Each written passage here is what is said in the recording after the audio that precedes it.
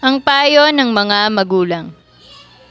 Dinggin ninyo mga anak ang turo ng inyong ama. Sa inyo ang unawa kung laging diringgin siya. Pagkatiyak na mabuti itong aking sinasabi, kaya't aking mga katuruan huwag mong isantabi. Nung ako'y bata pa, nasa kupkup pa ni ama, batang-bata walang malay, tanging anak nga ni ina.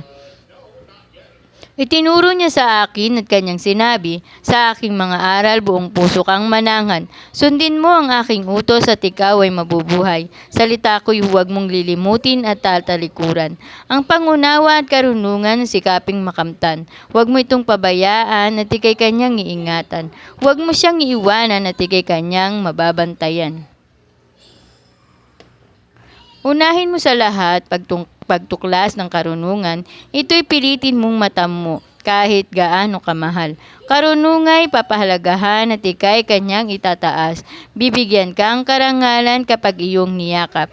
Siya'y korona sa ulo, sakdal ganda ang inam at putong ng kaluluhatian sa iyong katauhan. Makinig ka sa aking anak, payo ko ay tanggapin. Lalawig ang iyong buhay, maraming taon ang bibilangin.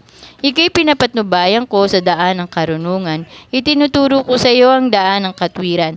Hindi ka matatalisod sa lahat ng iyong hakbang. Magmabilis man ang lakad ay hindi ka mabubuwal. Panghawakan mo ang mga ito at huwag pabayaan. Ito ay ingatan mo pagkat siya'y iyong buhay.